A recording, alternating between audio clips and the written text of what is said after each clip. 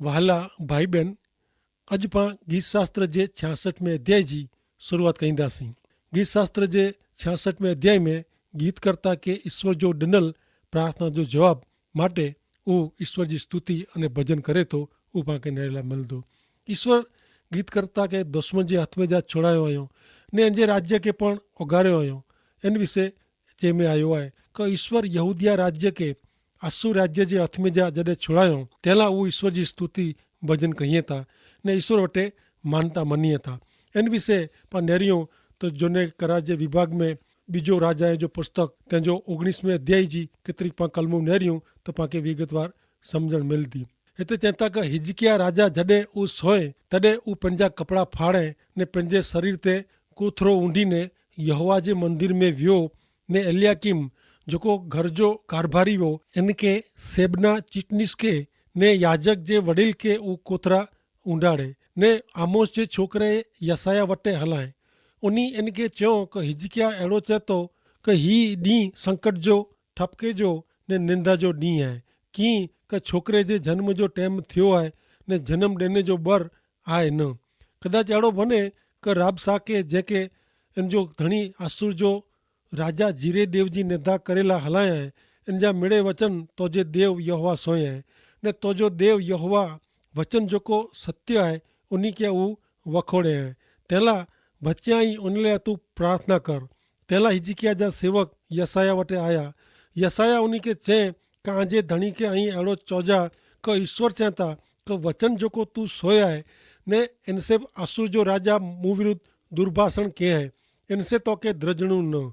ई राबसा के पाछो वियो ने इनके खबर पई कि असुर जो राजा लिबना विरुद्ध लड़ाई करे में गूंथेलो है ने इन जी तैयारी करी रहियो है ने खेपिया हलाई ने यहूदिया जे राजा हिजकिया राजा के समाचार हलाए कि तोजो देव जंहिंते तू भरोसो रखे तो तो के अहिड़ो चई ने बोलाए कि यरूशलेम आसुर जे राजा जे हथ में ॾिने में अचींदो न ने आसुर जो राजा मेड़े देश जो नाश किए आहे तो कोरो तोजो बचाव करींदो। हिजकिया राजा पत्र वांचे ने मंदिर में वञी ने यहोवा वटे खोले कंहिं ने हिजकिया राजा यहोवा वटे प्रार्थना कंहिं कि हे इज़राइल जा देव यहोवा, पृथ्वी जे मिड़े राज्य जो तू हिकिलो जो देव आहीं।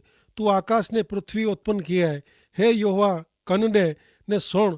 हे यहोवा आंख उघाड़ी ने नहर ने सानेरीब जे वचन से जीरे देव जी निंदा करेला इनके हलाए।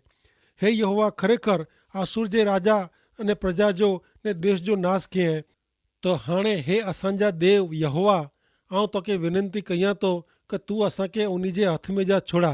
पृथ्वी जा मिड़े राजा ने राज्य जाणे कि तू यहोवा हिकिलो जो देव आहीं। हिजकिया जी ही प्रार्थना ईश्वर सोयो ने यहूदिया राज्य के असुर राज्य जे हथ में जा छुड़ायो ने उन जे राज जो अहिड़ो थियो कि यहोवा जो दूत अची ने आसुरीअ जी छावनी में जा रहठाण में जा 1,85,000 माण्हुनि खे मारी वधे ने लोकसभा जो उथी ने नेरियो त मिड़े माण्हू मरल पिया हुआ। ईअं ईश्वर उन्हीं के दुश्मन जे हथ में जा छोड़ायो। तंहिंला स्तुति भजन कहिए था ने इन जो गीत गाइए था ने आभार मनीए था। गीत शास्त्र जो 66वां अध्याय ने तंहिंजी 13वीं ने 14वीं कलम में राजा मानता रखे हैं इन विषय पर पाके अॻियां ॼाणे ला मिलंदो। पर तंहिं पहला सुनो गीत शास्त्र जो पुस्तक तंहिंजो 66वां अध्याय ने तंहिंजी पहली 4 कलमूं। हे मेरे धरती जा रहवासी, ईश्वर वटे खुशी जा गीत गायो। इन जे नाजे गौरव जी स्तुति ने भजन ने आराधना करियो। इन जे गीत स्तवन के महिमावन करियो। ईश्वर के जणायो तुझा कम कहिड़ा भयंकर आहीं। तुझे वॾे बड़ जे कारण तुझा दुश्मन तो वटे नमी वेंदा। सॼी पृथ्वी तुझो भजन करींदी। तो वटे गीत गाईंदी। तुझे ना जा गीत गाई ने स्तवन करींदा ने आभार मनींदा। मित्र, गीतकर्ता ईश्वर स्तुति भजन ला पेंड बेरा शामिल थियला ईश्वर जो भजन करेला, ईश्वर जे महान कम जो विचार करेला पृथ्वी जे लोक के आमंत्रण ॾे थो। ईश्वर गीतकर्ता जो अजायब बचाव कयो हुयो ने तंहिंला मिड़े महान महिमा ईश्वर के ॾे थो। मित्र, ईश्वर जो अनुभव करींदड़ व्यक्ति पंहिंजे हृदय से मात्र ईश्वर के ज मान ॾे थो। पंहिंजो अभिमान करे नथो। ईश्वर के भुली ने पंहिंजा गीत गाए नथो। हिते पाण पिंड के हिकिड़ो सवाल पुछी सघूं, ईश्वर जॾहिं पंहिंजी प्रार्थना जो जवाबु ॾिए था तॾहिं पाण कोरो कयूं था। कोरो ईश्वर के डुख थिए अहिड़ो वर्तन कयूं था। ईश्वर प्रार्थना जो जवाबु ॾिए था तंहिं पांखे फक़्ति ईश्वर खे ज मान महिमा ॾियणा खपे। अचो पाण गिया नेरियूं गीत शास्त्र जे 66 में अध्याय जी 5 थी 7 कलमूं। अचो ने ईश्वर जे कम जो वीचार करियो। माण्हू लाइ इन जा कम भयंकर रही। ऊ दरिए के सुकाए विधे। ऊ पगे हलीने नदी पार विया। होते पां इन में मजा कई। ऊ पंहिंजे पराक्रम से हमेशा राज करे तो। इन जी अखियूं प्रजा के नेरे थी। बंडखोर खटीने ऊंचा न थी वञे। गीतकर्ता इज़राइल जे इतिहास के ताज़ो करे तो। मिस्र देश जी गुलामी में जा छुटिया पोइ वाट में विच में अचे तो उन रते समुद्र में ईश्वर कोरो मार्ग कयो। ही बनाव बाइबल में निर्गमन जे पुस्तक जे 14वें अध्याय में आंखे नेरला मिलंदो।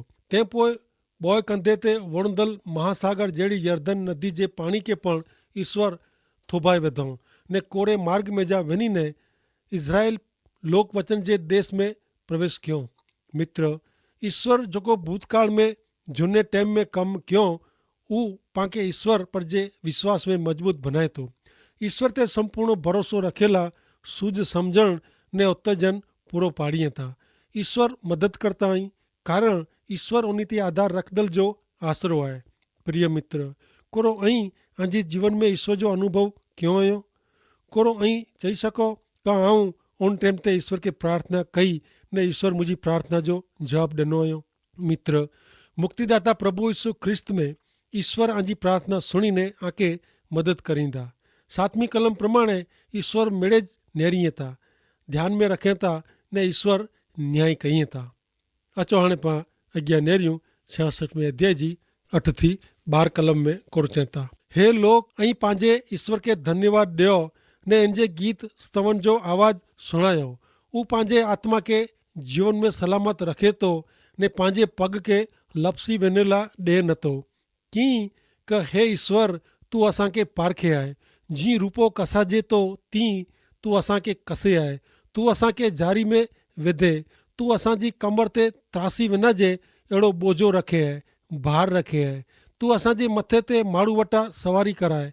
असांखे अग्नि में पाणी में जा हलणो पियो पण तू असांखे ॿाहिरां कढीने सुख वारी जॻह ते पुॼाए। हिते ईश्वर जे लोक जो छुटकारो थियो तंहिं लाइ ईश्वर जो भजन करे में आयो आहे। कसोटी टाइम में परीक्षा जे समय में मानव जात जो असली रूप नेरला मिले थो। ईश्वर परणेता जी ॻाल्हियूं तपासेला कसोटी ज़रूरी आहे। जो व्यक्ति कसोटी जहिड़ी अग्नि परीक्षा में जा पसार थई ने ईश्वर ला ऊज प्रेम ने विश्वास में मजबूत स्थिर रहे तो इनजो ईश्वर पर जो प्रेम सच्चो आहे। मित्र, पाछले ॾींहं में पां निर्दोष अयूब विषे नेरी विया। अयूब पंहिंजो मिड़े विनाए विधे एतिरे सुधी क लोग पण इते नफ़रत कयूं, इन ते आरोप रखियो। तंहिं छतां हू ईश्वर विरुद्ध पाप के न। ईश्वर उन जी प्रजा के कसी न रहियो। कसोटी में जा पसार करीने छेवटे उन प्रजा के आराम वारी जगह ते खासी जगह ते पुॼायो। मित्र, मेहनत पोइ आराम आहे, कसोटी पोइ परिणाम आहे। ईश्वर पर जे विश्वास में अड़ग रहंदल भक्त के ईश्वर खासो इनाम ॾींदा। तंहिं लाइ जीवन में कसोटी टाणे हारी वेजा न पण प्रभु यीशु ख्रिस्त ते विश्वास रखजा। प्रभु यीशु ख्रिस्त जगत मथे, शैतान मथे, पाप मथे ने हरेक परिस्थिति में विजय मेळवियो हुयो। एतिरे जितिया आहीं। तंहिं लाइ जो प्रभु यीशु ख्रिस्त चएता क हिम्मत हारजा न, आऊं जगत के जीतियो आहे।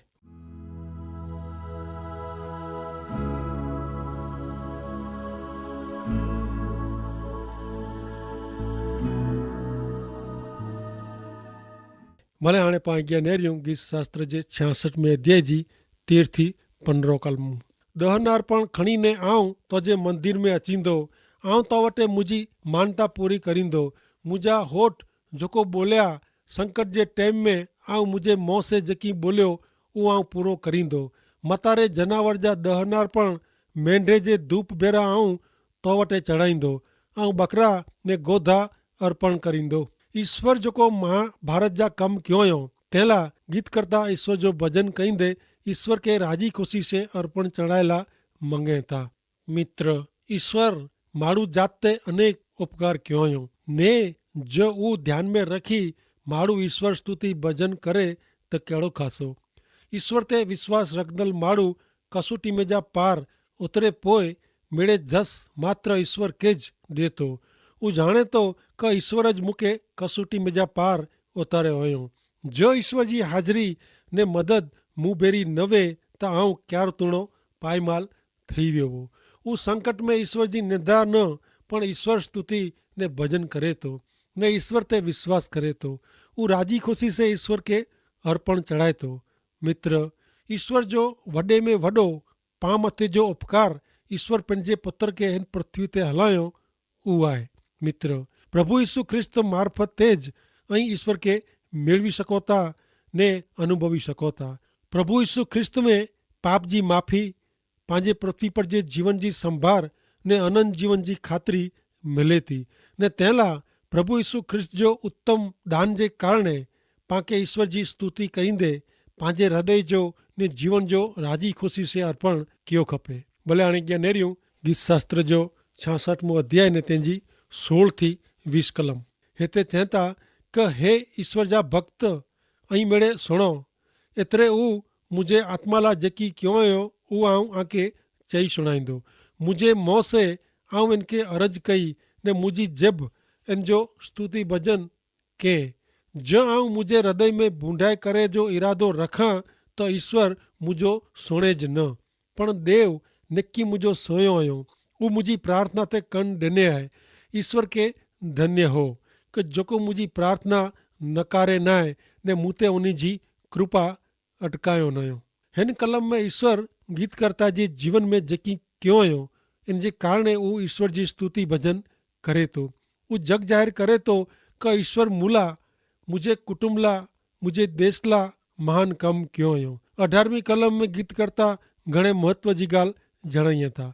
ईश्वर बूंडाई बुराई साथी जी प्रार्थना सुणे नथा। ईश्वर पाप कपट साथी जी प्रार्थना सुणे नथा। पंहिंजे हृदय में बूंडाई रखो, कपट रखो त पंहिंजी प्रार्थना कॾहिं पण सुणांदी न। मित्र, बाइबल जणाए थो कि आंजा गुनाह पाप मुंहिंजी ने आ वच्चे छिटो रखंदे आया आहीं। मित्र, पाप हमेशा व्यक्ति के ईश्वर नू छेटो करे थो ने तंहिं लाइ જ્યાં સુધી ઈશ્વર પુત્ર પ્રભુ ઈસુ ખ્રિસ્ત જે પવિત્ર લુઈ છે ઉન પાપ के छिटा करे में न अचे ત્યાં સુધી ईश्वर पंहिंजी कोई प्रार्थना सुणो न। जो पंहिंजे हृदय में बूंडाई करे जो इरादो इच्छा वे त पण ईश्वर पंहिंजी प्रार्थना सुणे नथा। तंहिं लाइ पाप कबूल करीने ईश्वर वटे पाप जी माफ़ी मंगीने ईश्वर जी इच्छा प्रमाणे प्रार्थना कई खपे। मित्र, ऐं कहिड़े ईश्वर की ने कहिड़ी प्रार्थना करियो था। कोरो आंजी प्रार्थना स्वार्थी कपटी आहे। गीतकर्ता सच्चे ईश्वर के पाप कपट वगर छुटकारे लाइ प्रार्थना कयो ने ईश्वर इनके मुक्त कयो, छुड़ायो। मित्र, बाइबल में प्रभु यीशु ख्रिस्त प्रार्थना विषय जणाईए था क ऐं अना हेवर सुधी मुझे नामे कीअं मंगियो न हुयो। मंगो एतिरे आंखे मिलंदो ने आंजो आनंद मजा संपूर्ण थींदी। योहान 16:24 प्रमाणे। कोरो ऐं प्रभु यीशु जे नामे कॾहिं पण प्रार्थना कयो हुयो। जो अहिड़ो वे त अॼु आंजे पाप जी माफ़ी लाइ आंजी ज़रूरियात माटे पण ईश्वर के प्रार्थना करियो। आंजी मेड़े अर्जू घरजूं पूरी थींदी।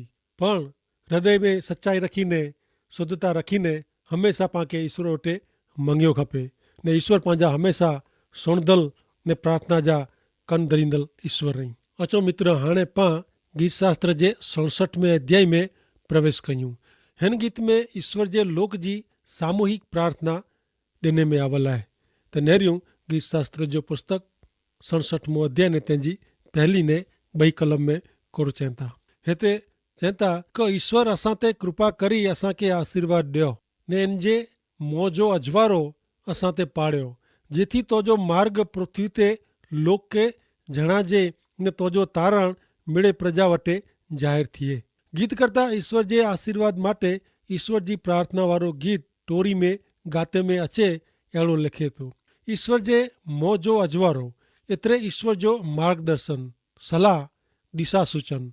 मित्र, ईश्वर पवित्र ग्रंथ बाइबल में उन्ही जे वचन मार्फते ने उन्ही जे पुत्र प्रभु यीशु ख्रिस्त मथे विश्वास करींदल व्यक्ति ईश्वर जो दर्शन मेळवी सके थी ने ईश्वर जे मोह जो प्रकाश मेळवे थी ने ईश्वर जे मौजो अजवारो मेळवे जो कारण उहो आहे कि लोक ईश्वर के जाणे अनुभव कईं ने मेळवी सके।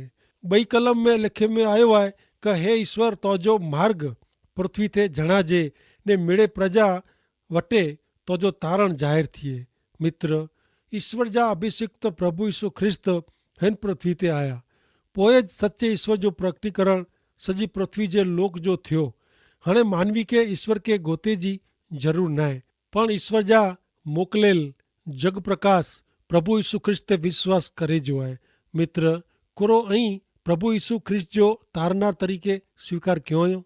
अॻियां नेरियूं गीत शास्त्र जे 67 में अध्याय जी 3 थी 5 कलम। हे ईश्वर, लोग तुंहिंजो आभार स्तुति कईं, मिड़े लोग तुंहिंजी आभार स्तुति कईं। प्रजा मजा करे ने ख़ुशी जा गीत गाए कीं क तूं लोक जो अदल इंसाफ़ करीने ने पृथ्वी पर जी प्रजा ते राज करीने। हे ईश्वर, लोग तुंहिंजी आभार स्तुति कईं, मिड़े लोग तुंहिंजी आभार स्तुति कईं। हिन कलम में सामूहिक रीते ईश्वर स्तुति कईंदे सॼी सृष्टि जे जन समाज के ईश्वर ते विश्वास करेला ने सच्चे ईश्वर जो भजन करेला सलाह ॾिने में आई आहे। प्रभु यीशु ख्रिस्त पर जे विश्वास से पृथ्वी मथे ऊ प्रजा सच्चे ईश्वर जो भजन करे थी, ईश्वर जी आराधना भक्ति करे थी। खुलाए कारण हाणे ईश्वर स्तुति ने आभार वगर माण्हू के ॿियो कीअं पण करे जो न आहे। माण्हू के हाणे ईश्वर के गोते जा नहीं, कारण ईश्वर पिंड हिन पृथ्वी जी मुलाक़ात गिणो आयो। मानवी के हाणे ईश्वर के मेळवेला रिझायला का कोई पुण्य कर्म देह कष्ट पण करे जी न आहे ने किते इनके शोधी जी ज़रूर न आहे। कारण प्रभु यीशु ख्रिस्त पर जो विश्वास मानवी के ईश्वर साथे समाधान में कोठी अचे थो। वरी पाप जी माफ़ी, नवो जीवन ने अनंत जीवन जी शाश्वत जीवन जी भेंट माण्हू के ईश्वर वटा भेंट जे रूप में गिने जी आहे। तंहिंला मित्र ऐं पण ईश्वर जी स्तुति भजन करेला ईश्वर जे लोक बेरा जुड़ाए विनो। ईश्वर जो वचन अजाके ईश्वर जो भजन करेला आमंत्रण ॾे थो।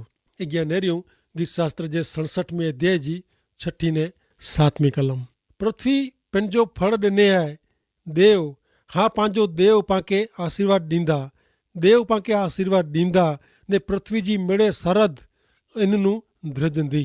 गीत शास्त्र जे 67 गीत ईश्वर पुत्र प्रभु यीशु ख्रिस्त विषे भविष्यवाणी जो गीत आहे, जंहिंमें ईश्वर जो सार्वकालिक राज्य ने ईश्वर जो सार्वकालिक भजन थींदो ऊ जणाए में आयो आहे। ईश्वर ते विश्वास करींदल व्यक्ति ने लोक ईश्वर जे आशीर्वाद जा भागीदार बने था। ईश्वर पंहिंजे पुत्र प्रभु यीशु ख्रिस्त मार्फत हिन पृथ्वी के आशीर्वादित कयो आहियो। पृथ्वी जो ने पृथ्वी पर जे मानव जात जो उद्धार प्रभु यीशु ख्रिस्त से थिए थो। मित्र, पाप जे कारणे मानवी ने पृथ्वी पण श्रापित थई। बाइबल जणाए थो कि पृथ्वी पण पंहिंजे छुटकारे ला वाट नेरे थी। मित्र, ईश्वर पुत्र प्रभु यीशु ख्रिस्त में पंहिंजो उद्धार आहे ने जॾहिं हिकिड़ी व्यक्ति ईश्वर जी उद्धारक योजना में प्रभु यीशु ख्रिस्त ते विश्वास करीने शामिल थिए थी तॾहिं सचाई सृष्टि पण राजी थिए थी। ईश्वर सॼी मानव जात ला प्रभु यीशु ख्रिस्त में स्वर्गीय आशीर्वाद रेड़ी ॾिनो आहियो। तंहिंला यीशु ख्रिस्त पर जो विश्वास आके ईश्वर जे मोह जो प्रकाश ॾे थो ने मोह जे प्रकाश से ने आशीर्वाद से ऐं भरपूर थींदा ने आंजो जीवन आशीर्वादित थींदो ने आशीर्वाद से भरपूर थींदो।